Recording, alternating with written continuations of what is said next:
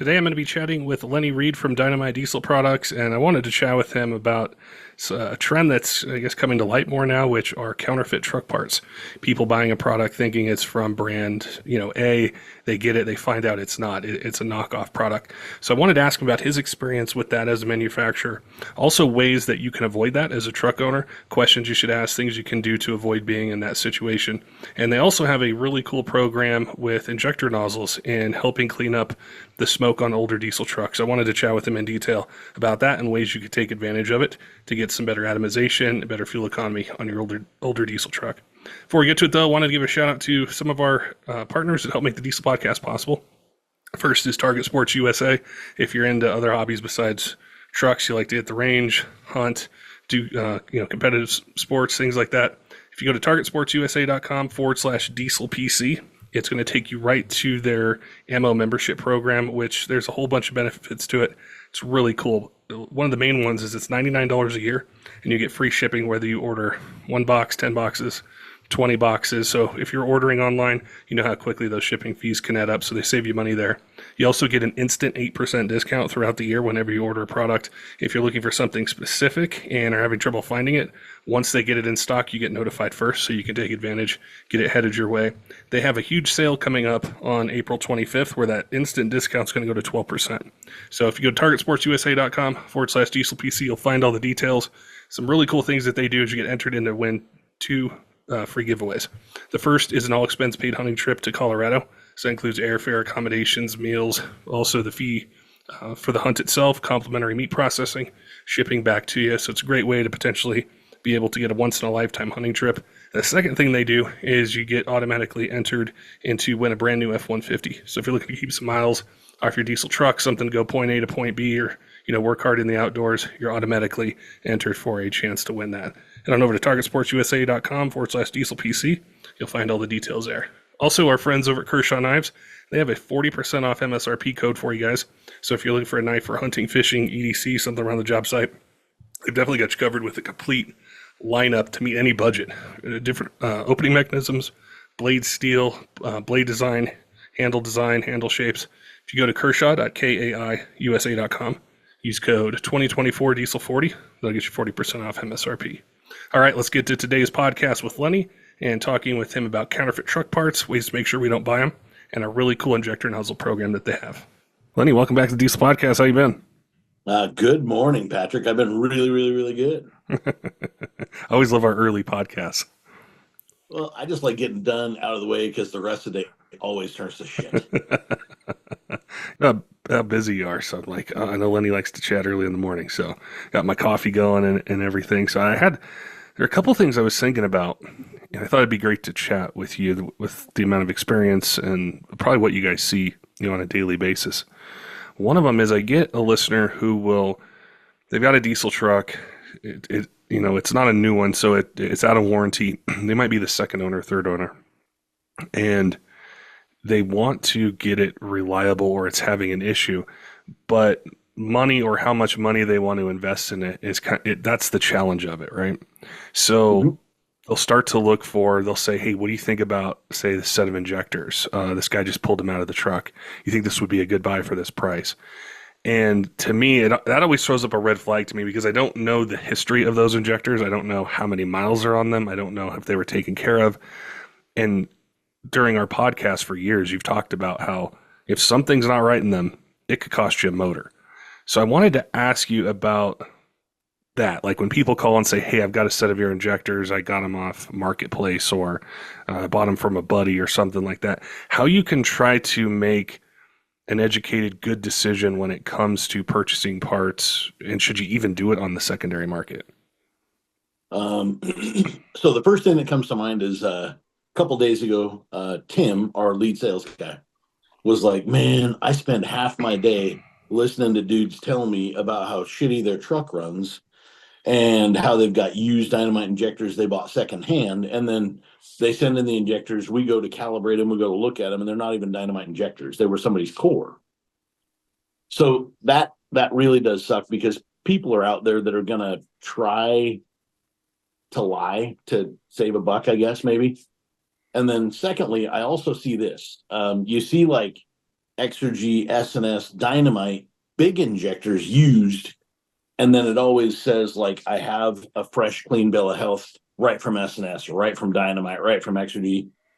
I would say that stay away from anything that doesn't have a good, clean bill of health. Period. Like it's not even on the radar. Like you saw it, you just passed it. It's like the ugly girl. You just passed it.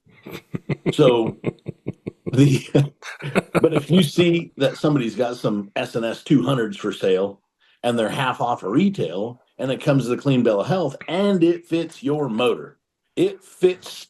If you're looking for 1,000 horsepower and you bought a 200% over injector, even if it's cheap, it's still too big. So if it fits your build, if it fits your goal, it comes with a clean bill of health to where you could call Dynamite or XG or S&S and be like, hey, did so and so just send these things in, and can I get a copy of that sheet? And they're willing to help you out by saying you betcha.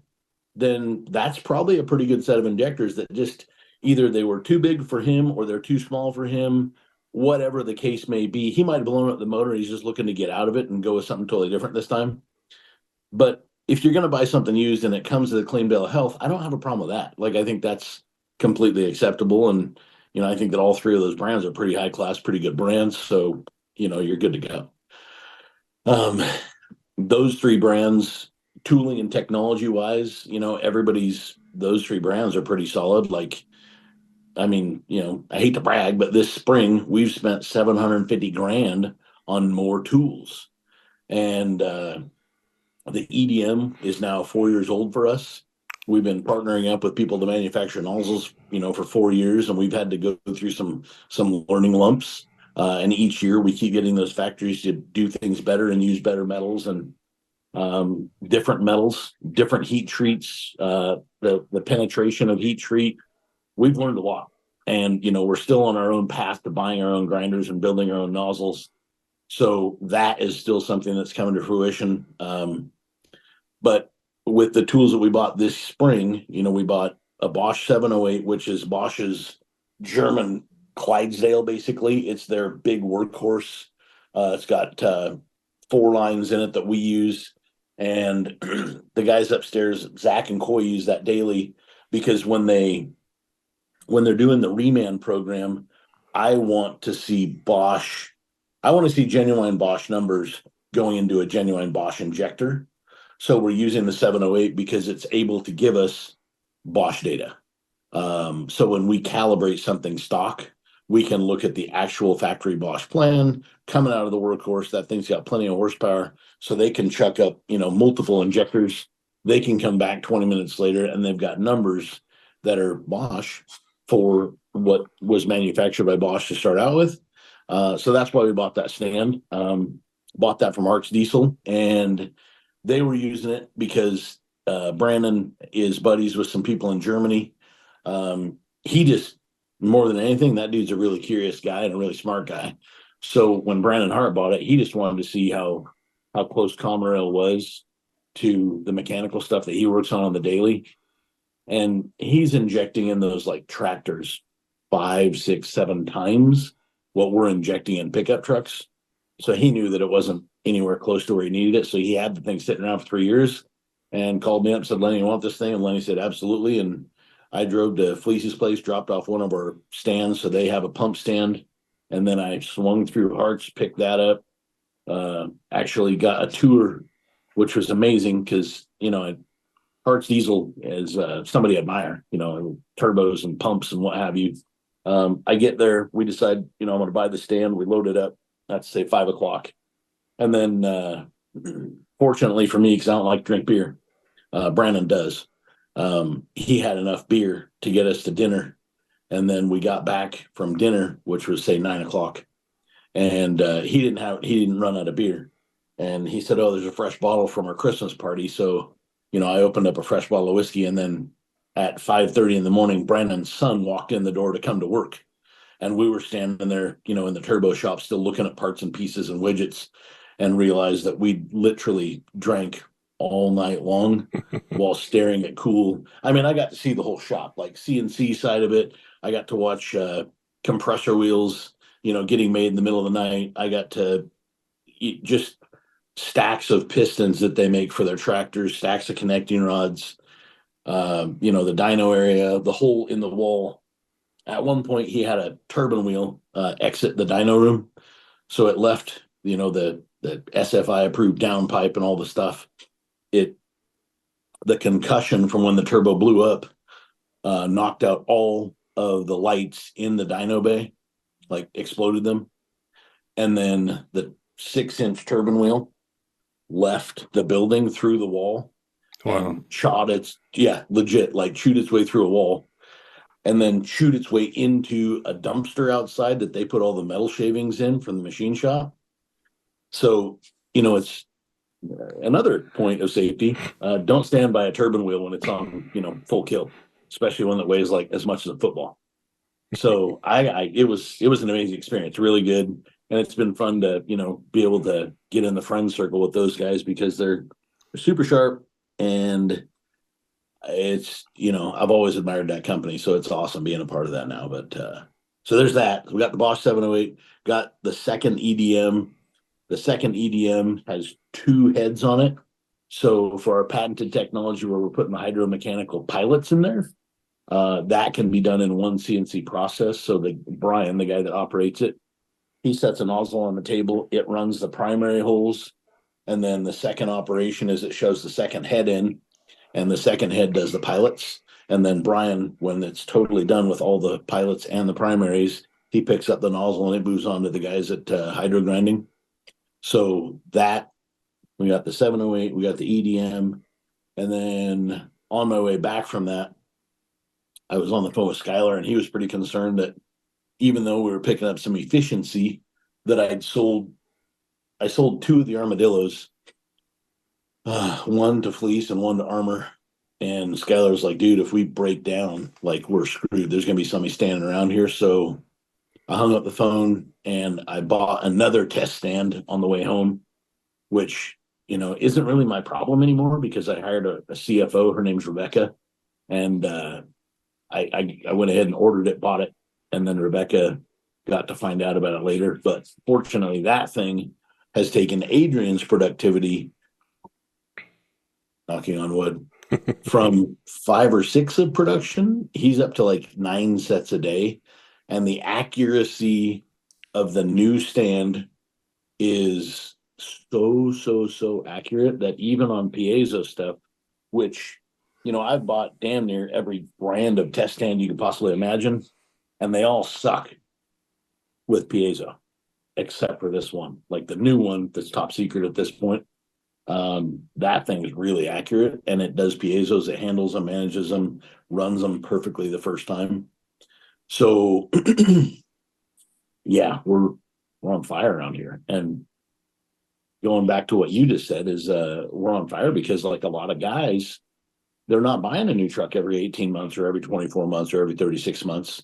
There's a resurgence of 12 and 15-year-old vehicles, 20-year-old vehicles. And now that we have new technology to put into the old vehicles, man, it's awesome. I love it because these dudes are saving money, and they've got enough money to go buy.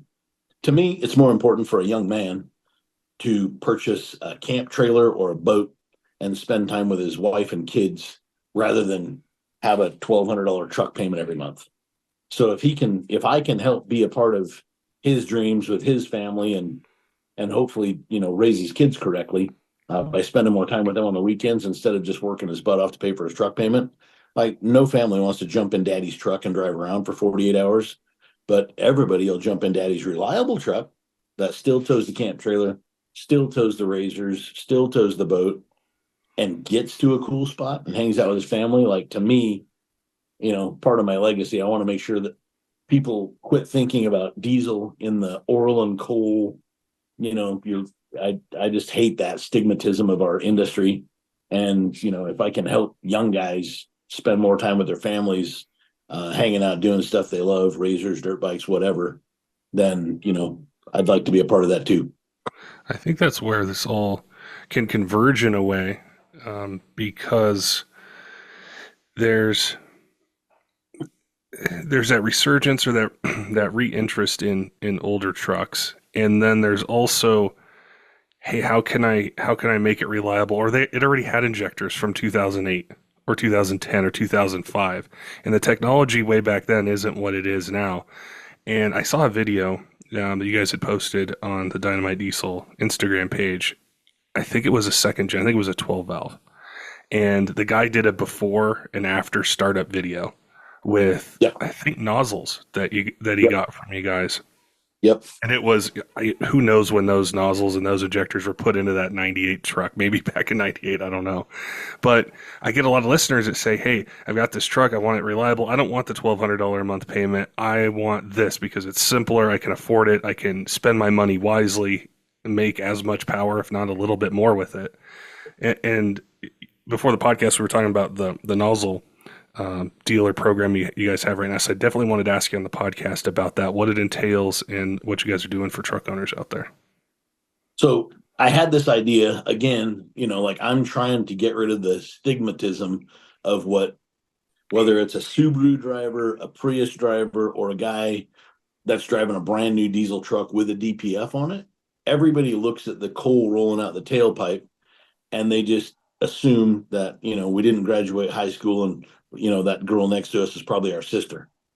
So I want to get away from that. Like, I really hate that stigmatism that's come about our industry. And it's not just because you got black smoke doesn't mean it's making power. Like, usually the air fuel ratio is so rich that you're not making power, especially not the kind of power you think you have. With the pilot hole technology, plus the fact that we're using OEM quality tools, we don't need to do that anymore. It's not just a matter of buying a stock nozzle, shoving a bunch of extrude hone media through it, blowing out the K factor, getting it to flow more and make a bunch of power, but at the expense of like having to have it smoke. And with the cost of fuel being $5 and $6 a gallon in some states, and the fact that our Federal Reserves are now at zero, fuel's not going to get any cheaper this year. So what we did is I had this idea. I'm real big on like liberty and freedom and things like that. And Independence Day, it's 4th of July. So I hit up my sales guy or the marketing team, and I was like, hey, look, I got an idea. I want to do a $400 nozzle sale. So the customer has to send in their parts to Dynomite, their injectors. We tear them apart. We take their used nozzles. We throw them in this 5-gallon bucket that I got. And the 5-gallon bucket is going to be weighed on the 4th of July. And whoever guesses how much weight is in the bucket of old used crap nozzles it could be from OEM or it could be from, cheap China, like knockoff injector, super brand, lots of power, lots of smoke. And then people buy it. They pay good money for it. They hate it.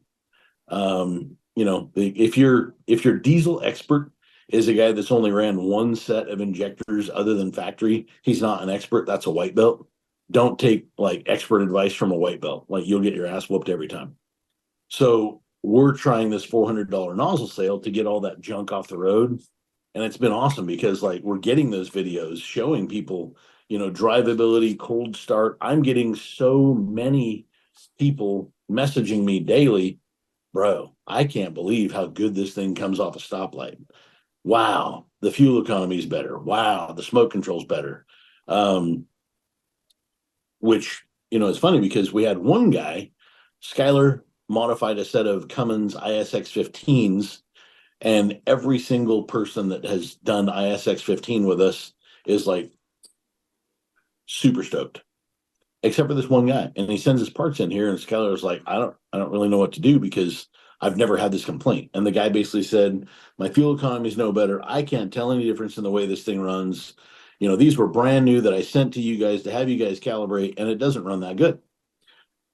And I think he claimed that one of them went bad. So, all right, I jump over there, I walk over there and look at the paperwork, and I'm like, okay, well, that's cool. And I look at the injectors, and yes, they were brand new. And the word Cummins was a different font than normal legal Cummins font. Well, then I called the customer. I'm like, hey, buddy, so where'd you get these from? Well, my local parts house. Now, a Cummins ISX 15 injector, even reman, is like $1,000 to $1,300. This dude bought a set for like $1,100. And I'm like, well, these things, like, we've got tools that fit over the injector, and our tools don't even fit your injectors correctly, which means to me that they're not made by Cummins or anybody that made a part for Cummins. They say Cummins on them, but it's not even the legal Cummins font. These are complete total counterfeit knockoffs. And the guy's like, well, crap, it's my semi truck. I just spent $2,700 having this thing towed because it broke down when this injector died. And I'm like, man, I'm really sorry, but I didn't sell these injectors to you. I just modified them. So trying to help you, I will, if you want to get a genuine set of remans, like genuine, Cummins stuff, I'll modify those for you for free and make you happy. But I didn't do anything wrong here. So, I quoted him for a set of injectors that we were going to sell him and told him I'd do the labor for free. So I gave him a quote for all of it. And he says, man, I can't swing it. Understood. And he called me back about a week later and he says, well, I'm driving this goddamn truck and I can't afford not to do it because this is currently running on some of this same China stuff that I bought. And I'm like, buddy, like, how many times does it take to learn a lesson, right? So he ordered a genuine set of remans that we got in. Skylar took them apart, did all the calibration, did the abrasive flow machining, and I'm sure that guy's going to be happy this time. But again, like we're getting to that point now where all of these vehicles are getting to be old enough that the technology side of it that the OEMs used, the way that they're machined and tooled and like even the solenoids, just the way the armatures work and the way that the solenoid works, these little tiny differences make all the difference. And you can't tell unless you've got them like in a stand that has raid shape. And still, even if it goes through raid shape, we can't tell you how long it's going to last. We don't know. So when we're working with manufacturers, long before we ever sell it to customers, we've been testing all of the non-genuine parts to make sure that we actually like them and that they're actually reliable. So, back to your first question, like buying used stuff and buying non-genuine stuff, it's a new market, and I get it because people are stressed, like eggs. Eggs are super expensive. Beef, dog food. Jesus criminy. I go to the dog food store now. I learned a lesson with dog food. You buy cheap dog food, you spend more at the vet. You buy expensive dog food, you spend less at the vet, your dog's healthier. But, your dog, my dog, she's fat. So she eats like, I don't know. We got one little dog and one big dog, and they eat about $120 in dog food every like week. So, but they're healthy, and I'm not going to the vet all the time. So I feel like I kind of owe it to my dog because I like my dog more than I like most humans. Fair enough. That's I saw recently on social media, and I wanted to ask you about counterfeit products. It was this post and a YouTube video, and basically it was somebody had ordered a part from a well-known place. They got it, and there was a problem with it or something. They contacted the company, which was a smaller company, and the guy's like, I've never had my product do this. Send me a picture. So he gets a picture of it, ends up ordering one of these, and it turned out to be a counterfeit part, what they're trying to, track down, figure out how it got there. But I see that all the time. And I think as a consumer, it can be tough to know, just because you see the name and the logo on a website or you're at a parts counter, like you mentioned that guy with the ISX, and oh yeah, it's genuine Cummins parts. Well, is it? How do you really know? How do you know what you're buying is actually what you wanted or what you need? And I think you make product, you have dealers, you have a distribution network. You could speak to that better than I could. Is how do we protect ourselves from that? How do we make sure that the part that we order is actually from the company? So, sidebar, do you remember the crazy hot matrix from like 10, 12 years ago Yeah, where the dudes at the tactical place and his lawyers up there talking about like hot chicks versus crazy chicks? yeah, All right. So like if you're dating a two crazy, but she's a 10 hot, like be careful because she's either a tranny or a unicorn and you should bring her in and study her. And they're like, well, what about hot guys? Like, what about crazy hot guys? He's like, well, it's a totally different scale, but it's a lot more simple. Let me explain it to you. Like, there's cute and there's money. So it goes back to that. Like, if you've got money, then spend it on real parts and you'll get a 10/2. But you're not ever going to get a 10/2 when it comes to chicks or parts if you show up as a 4. And a 4 doesn't really blow a lot of dough on anything good. So, sidebar, kind of a joke, but you can't do it. Like if it seems too good to be true, it's too good to be true. And that also kind of circles back that, I said my sales guys are always hearing about parts that don't run well. And then they show up here. We've been lasering our parts since 2016. Well, that was 8 years ago now. So 8 years ago, we started putting our part numbers and a date code on the injector. So if you've got something that's supposedly Dynomite or supposedly Randy's or supposedly Suncoast or supposedly anybody, almost every single person out there right now has a laser, and they would put a part number on it and a date code on it and all these other things. Some companies are even fancier than us, and they're putting those little SKU codes that you can scan, and then it takes you off to somebody's website. So if there's a lot of counterfeit parts. That's all there is to it. And I blame COVID for a little bit of that, because even during COVID, the genuine OEMs of almost anything, pick your, poison right now, were out of inventory. And even genuine OEMs were having to, there was a shortage on steel. So genuine OEMs had to go see new steel suppliers. So the parts weren't being manufactured incorrectly, but it was being manufactured on incorrect steel or non-tested steel. So warranties went up hugely through COVID, but it also opened up the gates to these little tiny knockoff shops that said, well, I could do that for this guy, so now I'm just going to do it for retail people. And there's still plenty of it out there. So I do feel bad for people, but use common sense. If it's too good to be true, like if you can buy a fresh new set of remans for what Dynomite charges for cores, they're not fresh remans. It's not real. When you take just the money, you spend this much on parts that go in the reman injector, you spend this much on labor, and Dynomite and all these other top brands are about the same money, within 4, 5, 6%. But then you've got this knockoff brand that, guarantees you a 7-year warranty, blah, blah, blah, and all these other fancy terms, but it's half the money. Common sense. You should let it kick in. It's too good to be true. It's not real. There's something else about it.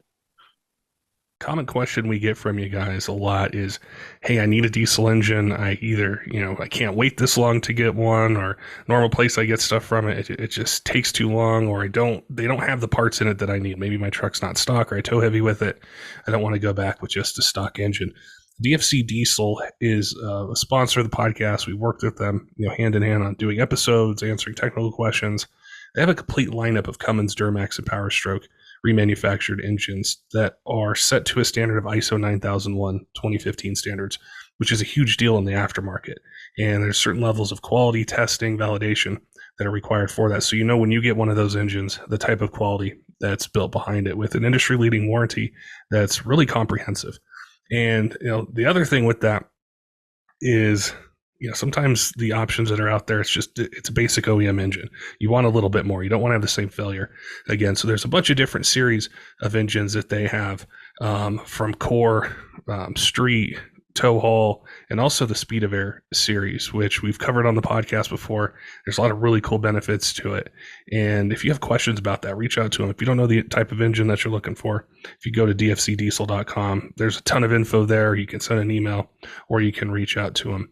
Also, they're working with Speed of Air pistons, which it's the only piston that pays for itself. And there's a lot of really cool technology behind it. So you can add that into your build and be able to get better fuel economy, increase power, increase torque, and better engine life out of it.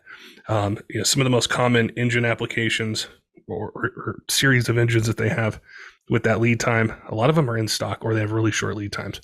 So you can check your favorite retailer or go to dfcdiesel.com, check them out, see what's in stock, see what you can get. If you have questions, maybe you want to do something that's outside of the normal series of engines, they have tons of choices for rods, cranks, pistons, valve train upgrades, tons of different things.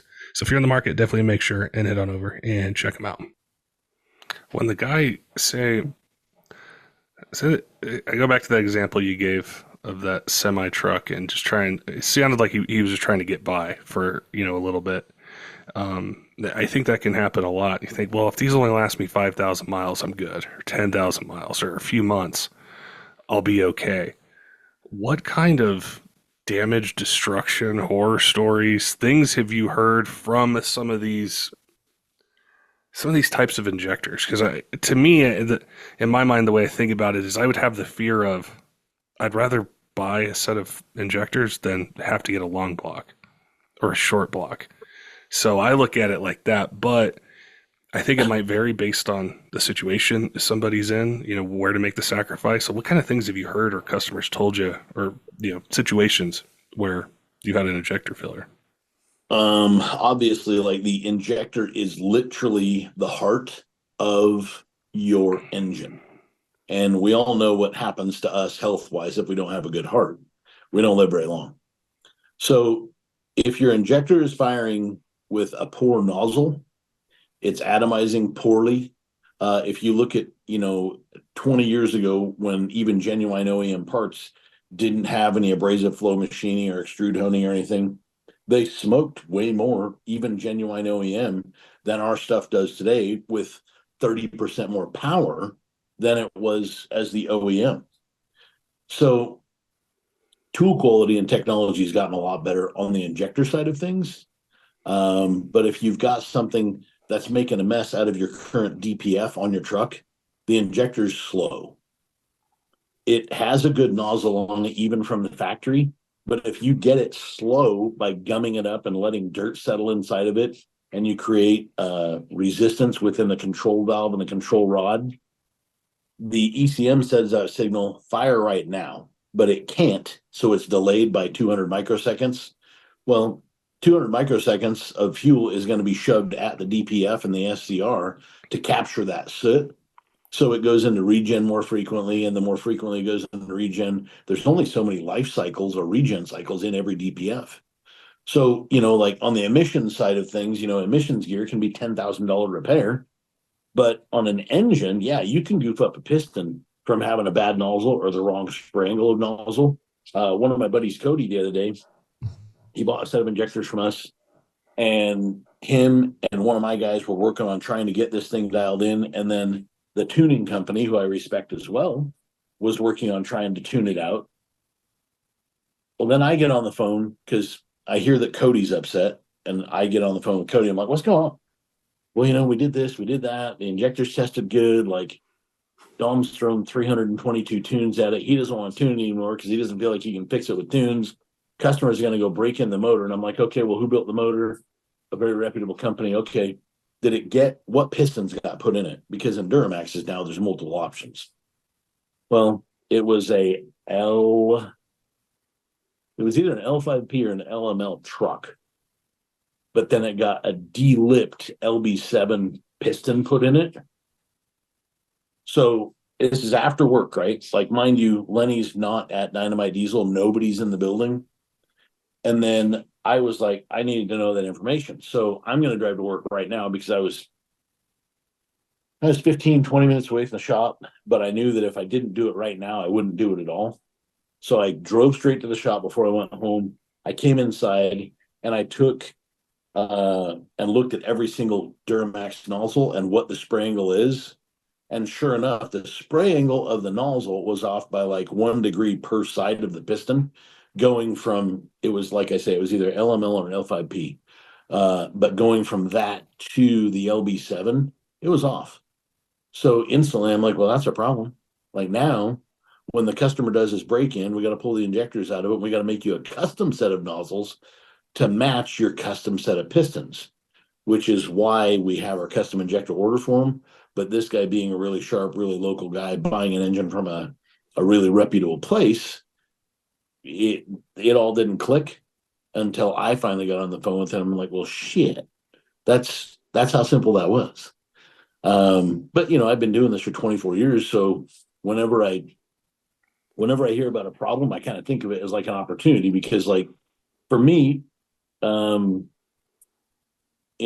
can't really like bench press 1,000 pounds, so I'm not going to impress anybody there. But if I can outthink somebody, to me, that's like how I kind of get off. Like I like going, that sucks, that's miserable, and then figuring it out. So if I can be a part of that conversation, even if it wasn't dynamite parts, I'd still like to help people because people respect it when somebody jumps in and goes, "Hey, let me help you with that." And then, I've got guys that help me with stuff all the time, and I respect the heck out of them. So I just want to be there for everybody else and help them. But in this case, customer ordered a set of injectors he thought was right, and they're just not right. They were off by 1 degree per side in the piston bowl, and all these stupid little smoke issues are going to be fixed by that. There's one trick that I told him to try, which was change the copper thickness a little bit. But outside of that, we're just going to have to bring the injectors back in, put the proper spray angle for that piston in there, and it'll be fixed.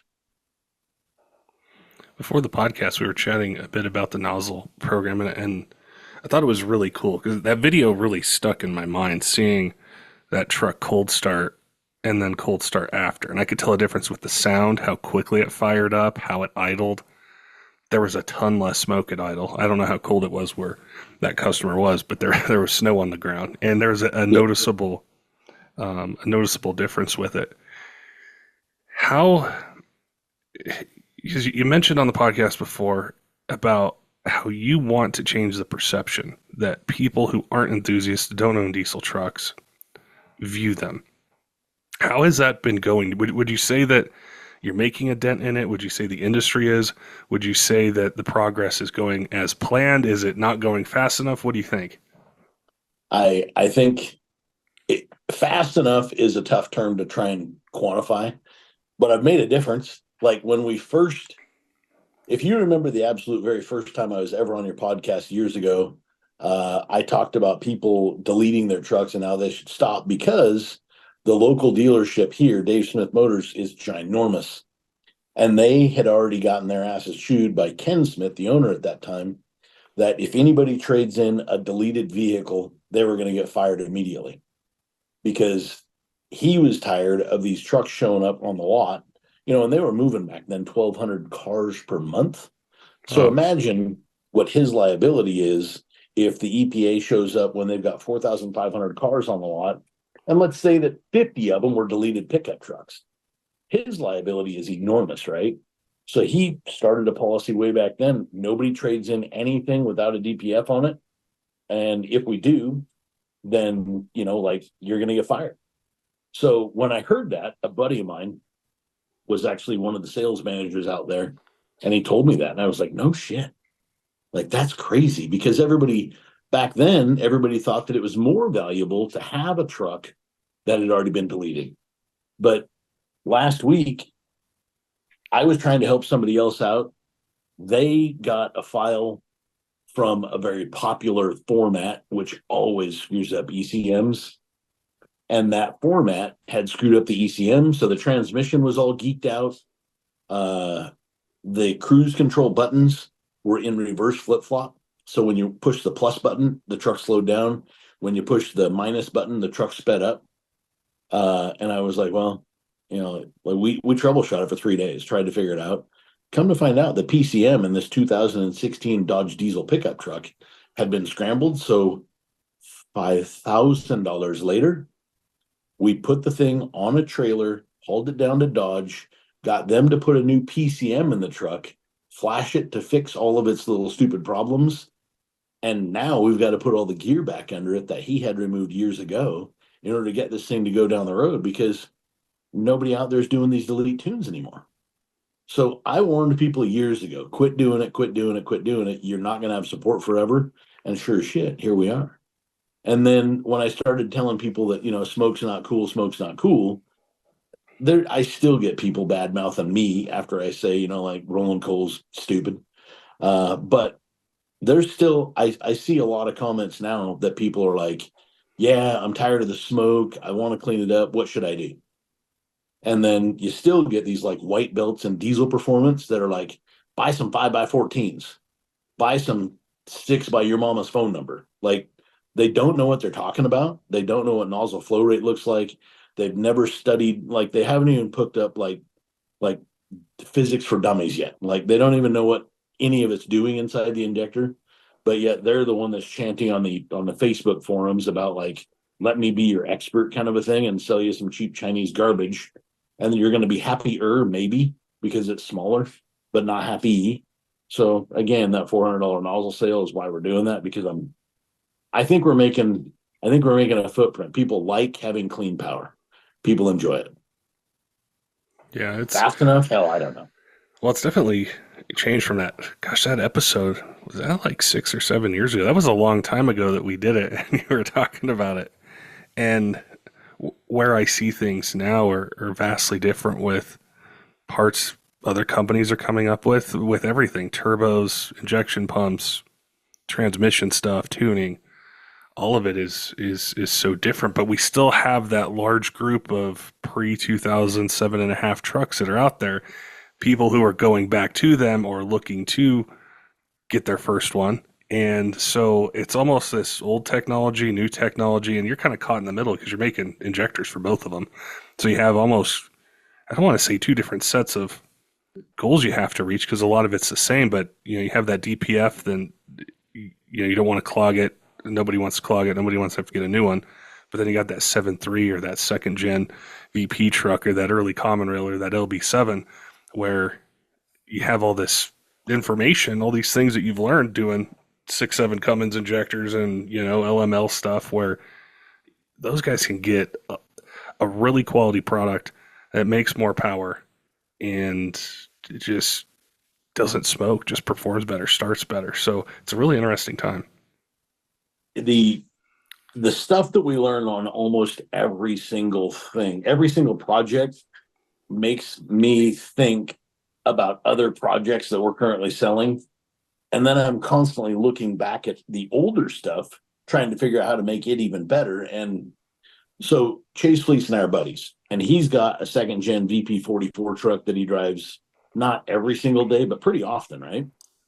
And he's always testing his Fleece cheetah turbos on that truck. So he's like, I need to get something smoke free, clean, blah, blah, blah, blah, blah. And a local shop here said that they got a set of our injectors one time, and one of his turbos had a Quadzilla box with their programming, and it always was very reliable, very stable, didn't get hot, didn't smoke. And I was like, okay, well, I'd like to drive the truck. So I got in the truck, and this thing ran like a cheetah on fire. Like that thing it hauled. I looked at the guy driving. I'm like, bro, this thing's 600 plus horsepower. And he's like, yeah, maybe. And I'm like, it makes 1500 degrees. Like, imagine if this thing's 600 and it actually makes, that's acceptable smoke for 600 horsepower on a drop in turbo. He's like, well, yeah, I guess, but I was kind of assuming it was going to be like 400, 450. And we put on a dyno, and the thing made 470 with no programming. It was 600 horsepower with the tuner on. So instantly I'm like, all right, what did we do differently? Well, we changed needle valves. We went to DLC coated needle valves with a different shape and a different contour. We went from a VCO style nozzle, which those things came stock with, to a SAC style nozzle. We EDM'd them and we AFM'd them in-house. I had to borrow that truck, dyno the hell out of it, and then revamp our entire recipes because the RV 275 injector way back in the OG day was like the most common drop-in 40 horsepower injector for those trucks. They ran really good. They're not that smoky. It was just a nice drop-in for everybody that was a member of the turbo diesel register and their offspring. That is like 7 by 10 thousandths holes. Our new stuff for those trucks is 6 hole, and none of those holes are 10 thousandths. They're all smaller than that. So we're actually using the atomization and the efficiency.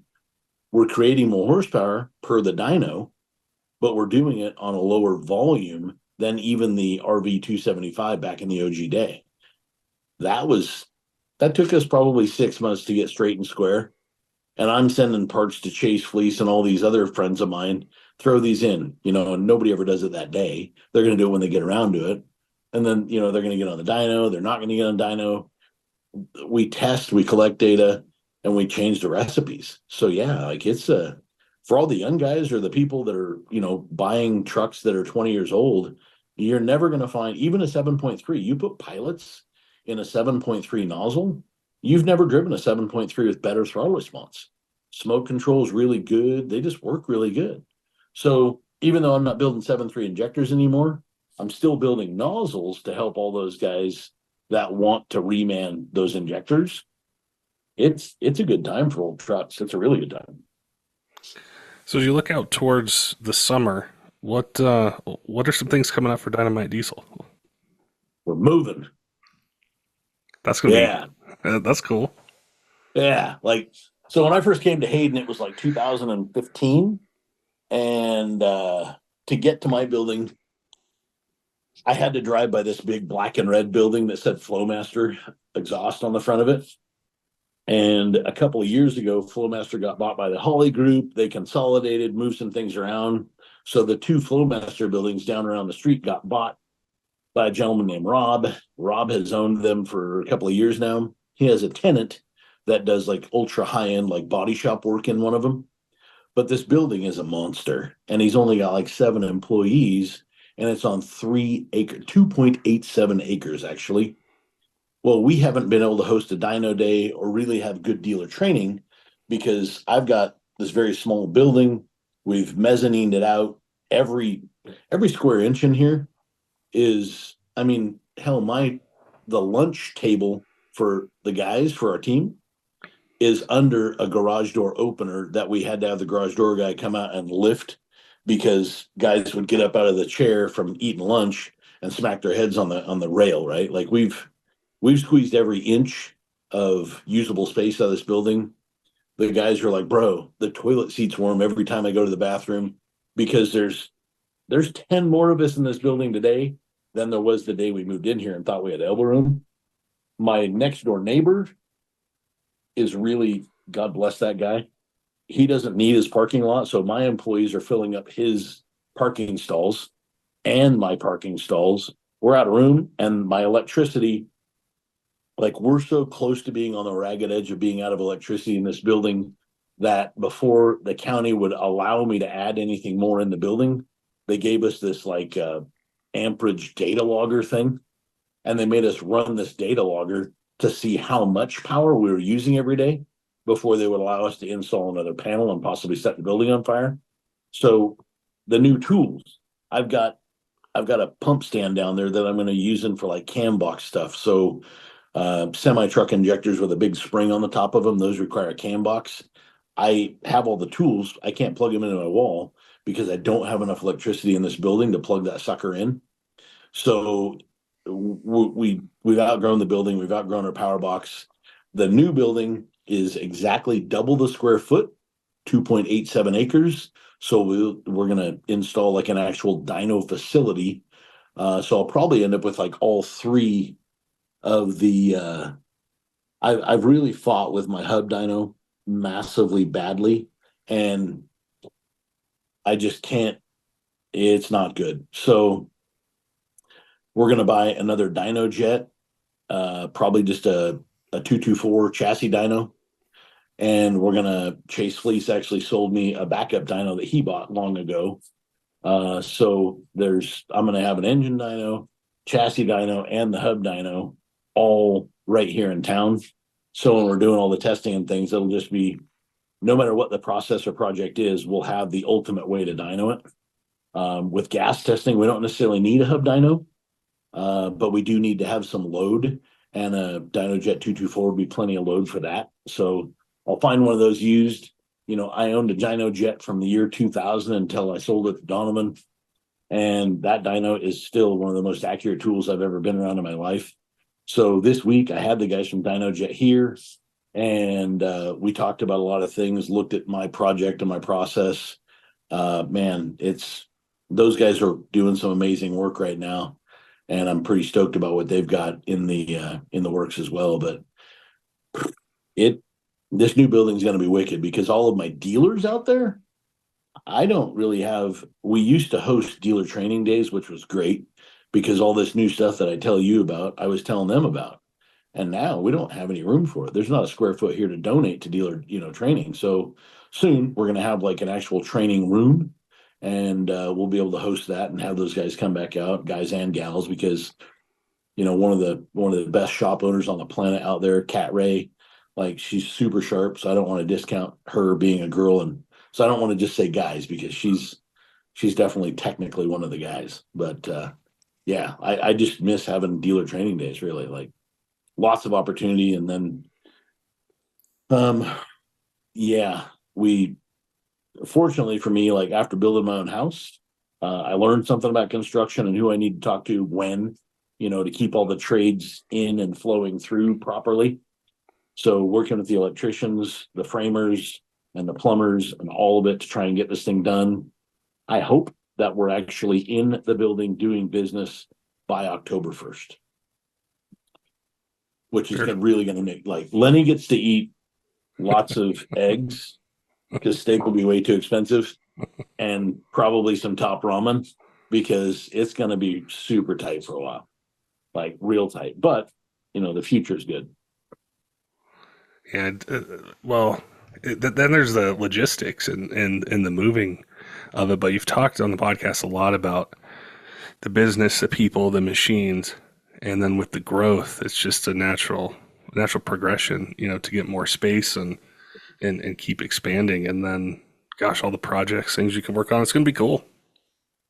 You know, I didn't know this till this year, but like we can use China, India, Poland, Russia, Brazil as private companies selling product to an end user consumer. We can use any country on the planet as long as they can do it correctly for good money. We're gonna take advantage of that tool.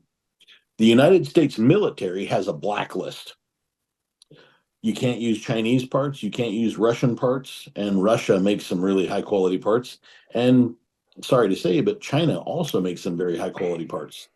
The European countries, metallurgically, their stuff, their nozzles aren't good right now. Nothing coming out of Europe that I've seen has metallurgically been equal to anything good here. But the Chinese product is metallurgically really good. Their case hardening is proper, and they can do things because their country is investing into modern day tools so they can make modern things. I don't trust them to do my holes because where you put the hole is very critical. And if it's wrong, then you have a junk piece, like you got a keychain. So the US military, if you think about it, is a really big business, right? They own a lot of vehicles, like they own a lot of trucks and everything else. Once we get in the business with our own grinders and we can make nozzles, I'm definitely going to go after some military stuff to help out, because then from bar stock that I get out of Seattle to finished product, all of that will happen right here in Idaho. And right now, that's just something I can't help them with because I'm having to buy, parts from other countries that are on their blacklist. So yeah, this new building on almost 3 acres, there's going to be a day that, we've got a building that's just doing grinding for, really big contracts. I've got another customer who's wanting Cat C15 nozzles, 150 of them a day. Like that's Wow. a big chunk. Like that is, and those are all genuine stock flow. He's not looking for a hot rod. He just wants a high quality part because the stuff that he's getting out of Europe is very hit or miss. So he buys the stuff out of Europe, he sends it here, we balance it. He puts it on his bodies and calibrates the injectors, and down the road he goes. But soon I'm going to be able to just be like, here's your, every week you get this big vat of injectors going his direction, or nozzles, I should say. So yeah, my eyes are wide open, and I'm trying to do everything I can to help out as many people as I can, because man, to be honest, I just feel like super blessed because I've met friends from, like I got a buddy in Australia. I got a buddy that's here in the States that has engineering degrees from like Europe, and I've just got lots of friends that are always trying to help me. So I just want to pass it on and help out other people. And hell, this morning I woke up and my Australian buddy sent me a message sometime in the middle of the night and was like, here, check out this company. Because right now, VP44, the PSGs and all that stuff on the top of the VP44, Bosch isn't supporting that anymore. There's a shitload of them trucks on the street, and everybody's having to use used parts right now. So I've been seeking somebody to make that thing for us. And now this gave me one more avenue to try and chase down to see if we can supply those parts to all the guys that are trying to reman those, pumps using used junk. So it's a wild time, dude. It is a wild time. A ton Trying to of keep old stuff alive is wild. there's a ton of opportunity out there. It was cool to catch up with you, and I really like that nozzle program. Like I said, seeing those videos was really cool because I could visualize and I could hear the startup difference, and I could see just how quickly it fired up, and then touching on buying the product that you think you are, which is so important. I just happened to see that story on social media today, and I thought I should ask Lenny. He's been doing this a really long time. What's his experience with it? So best of luck with the move. I know we'll chat way before then, but yeah, I'm really excited for what you have going on and what it's doing for diesel truck owners, the industry, in general, and making these new trucks run better and these old trucks run better. And I appreciate you on me on the podcast all the time. I really kind of feel like a regular at this point, and it makes me happy because I think that you've got subscribers that are, struggling to keep things alive, and they're struggling for good content and good information and good data. So, thank you again for letting me be on and be a part of what you got. I just appreciate that. Don't forget, diesel fans, make sure and head on over to targetsportsusa.com/diesel PC. If you're into hunting, hitting the range, different competitions, things like that, they've got a really cool membership program. It's $99 a year. That gets you free shipping throughout that whole year, whether you're buying 1 box or 10 boxes or 50 boxes.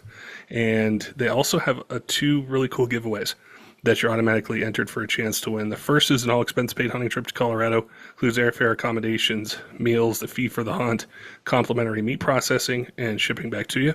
Plus, they give away a brand new F-150 every year. So now a lot of you guys are telling me you want to keep miles off your older diesel truck and just be able to have, use it when you need it, but you're looking for something to go point A to point B. It's a great way for a chance to potentially win that.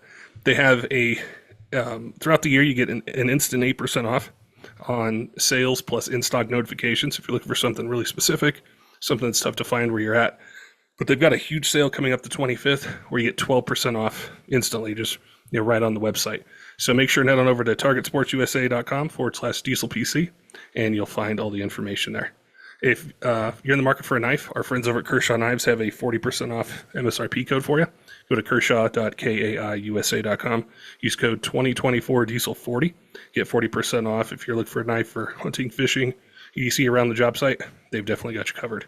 Also want to give a shout out to some of our Patreon supporters. Tyler Loewen at 23 Diesel, CUTTERUP Rob, J Cole, also Colby, all of our other Patreon supporters, all of you who subscribe on YouTube, podcast apps, follow us on social media. We appreciate all your support here in your aid of the Diesel Podcast and look forward to bringing you guys more of the content that you want to hear in 2024. Till next time, keep the shiny side up.